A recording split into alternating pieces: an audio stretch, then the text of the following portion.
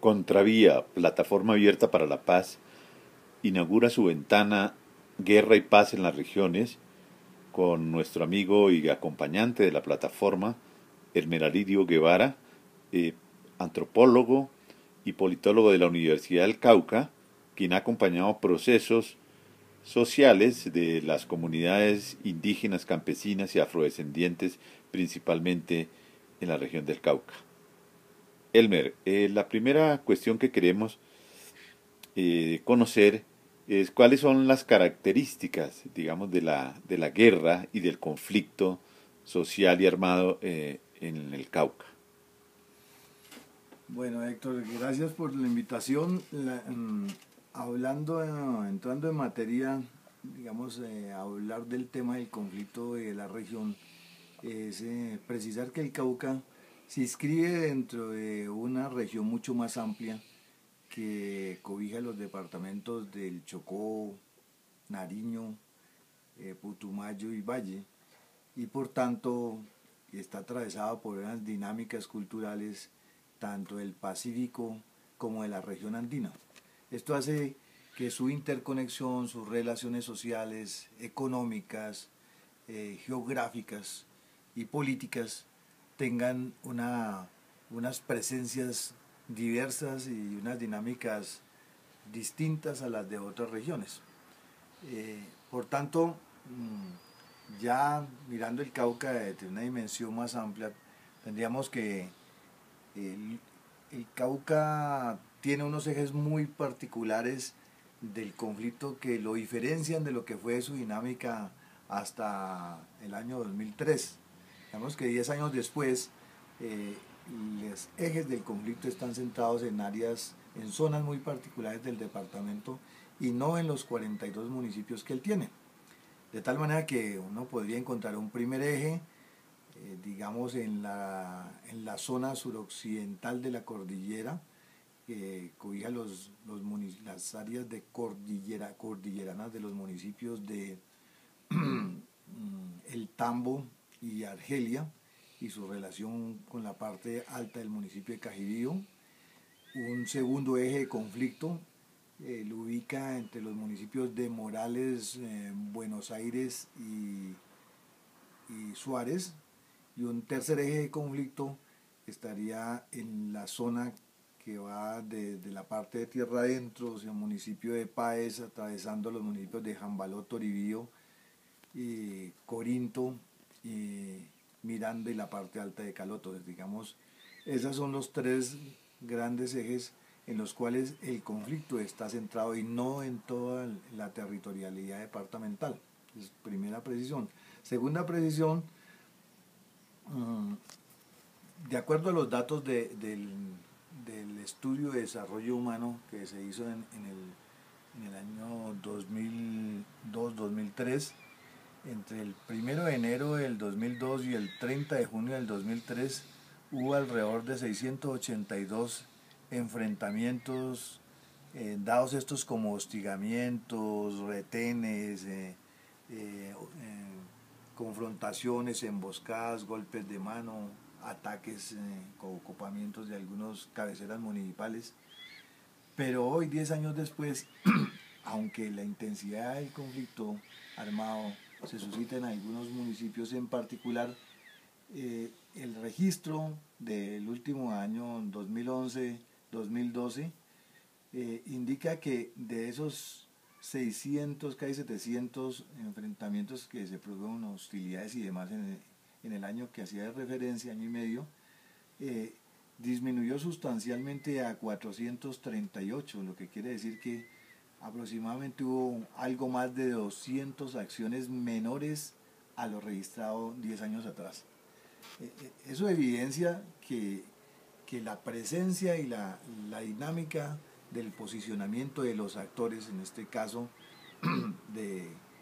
la fuerza pública y de la insurgencia, tiene unas presencias distintas y unos controles y dominios sobre territorios de manera diferenciada. El conflicto se ha venido focalizando y se ha venido focalizando de tal manera que ahí donde hacen presencia, donde se dinamice en estos tres ejes que señalé anteriormente, la presencia también de la fuerza pública por la vía del control en las zonas municipales y por la vía de las presencias de los distintos batallones y de la institución castrense, tiene unos controles mucho mayores a los de 10 años atrás, y que la acción de la insurgencia, particularmente de la FARC, en el caso de la zona de Suárez, del eje Suárez, Buenos Aires, Morales, y de la cordillera oriental, en el caso de Páez, Jambaló, Toribío, Corinto, tiene acciones focalizadas muy puntuales. Y por tanto, la intensidad es mayor en cuanto a la ferocidad de los ataques. Digamos, hay unas modalidades sustanciales que han variado el alcance del accionar de la insurgencia. Entre el año 2011 y el año 2012 se produjeron 11 ataques con carros bomba sobre cabeceras urbanas, el caso de Corinto, Villarrica, Jambaló, Toribío, acciones de esa naturaleza que fueron repetidas, y Caldono, lo que presentan es una nueva modalidad, que es una acción que está marcada por actos de corte terrorista, distinto al accionar que se producía en los años anteriores. Digamos, ha disminuido el número de acciones de emboscadas y este tipo de acciones con objetivos militares muy precisos, a acciones de carácter de contundencia, donde el tema de la confrontación compromete mucho, de manera enorme, la vida de población civil. Elmer, ¿cuáles son, digamos, los principales actores de ese conflicto, sobre todo porque los colombianos percibimos allí una presencia muy organizada y muy poderosa de los pueblos y las comunidades indígenas? A ver, allá en el campo del conflicto podemos identificar actores que históricamente han tenido presencias. La FARC, por ejemplo, es un actor dinámico que su presencia se revierte y se ubica desde los años 64-65, después de su salida de Marquetalia y su presencia en Río Chiquito, donde fortalecen ese espacio como república independiente, y desde tiempo han venido en una permanente crecimiento en distintas regiones. Ese actor armado tiene presencia a través del Sexto Frente, del Frente 30, que tiene incidencia desde el Pacífico, el Octavo Frente, que tiene presencia en los lados del eje del Tambo-Argelia, fundamentalmente en la dinámica con unas fuerzas de élite militar desde su campo, que es la columna Jacobo Arenas, y por el otro lado la columna Galvis, que está en el eje con el suroriente del valle, Florida, Pradera, Miranda. Existe también una presencia que menos incidente, pero presente en algunas áreas específicas del Tambo y cierta parte del municipio de Cajibío, de un brazo del Frente de Guerra Suroccidental del ELN, y por otro lado una enorme presencia militar que se representa en 3 batallones de montaña, uno que está localizado en el corregimiento de Valencia, en la Bota Caucana, otro que está ubicado en el municipio de Pura Sede, sobre el corregimiento y el resguardo de Paletara, y un tercero que está ubicado en el municipio de Miranda. Con esa presencia existe una movilidad de fuerzas de la 9ª Brigada, que operan desde Neiva y tienen jurisdicción hasta el oriente del departamento del Cauca, una presencia sistemática de la 3ª Brigada,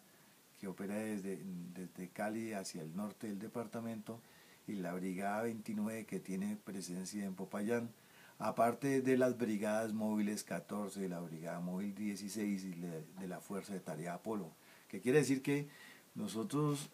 digamos, en estos 30.280 kilómetros cuadrados, si miramos la dinámica de esas fuerzas y las estaciones de policía que hoy existen en todos los municipios del departamento y particularmente tienen mucha presencia en las cabeceras de las zonas de conflicto, tenemos una de las áreas más militarizadas no solamente de Colombia sino de América Latina. El mayor número de combatientes por kilómetro cuadrado está en este momento en el departamento del Cauca. Eso no solamente indica que es un teatro de operaciones de profunda incidencia y determinante en el desenvolvimiento de la guerra, sino además que obstruye enormemente todas las dinámicas de las organizaciones sociales, de las organizaciones de los movimientos indígenas, del movimiento indígena, del movimiento campesino, de la reivindicación de derechos y exigibilidad que tienen cada vez con mayor realce los movimientos afro, particularmente la constitución de nuevos territorios colectivos de estas comunidades, así como los procesos de organización social en las zonas urbanas. Una pregunta se me ocurre allí. Podríamos hablar de un Cauca negro que empieza a aflorar, que empieza a ser visible en la medida en que siempre se consideró el Cauca fundamentalmente indígena. Sí, claro, digamos, el nuevo conteo, que es como esa especie de fotografía instantánea que se hace con el censo del 2005, evidenció claramente que el porcentaje de población afrodescendiente o población negra, como las distintas denominaciones que se han dado por parte de este sector social, es del 26.5%, en relación a un 21% que representó la población indígena. Y entonces, en términos cuantitativos, que nosotros teníamos la imagen de que éramos un departamento con amplia mayoría indígena, resulta no ser así. Y en este nivel de representación cultural y social, también las organizaciones afro han venido aflorando, han venido dándose sus propias formas, su propia cohesión, y hoy tenemos que existen cerca de 18 o 20 consejos comunitarios afro reconocidos en el territorio caucano, y se avanza en los procesos de constitución de territorios colectivos por parte de estas comunidades.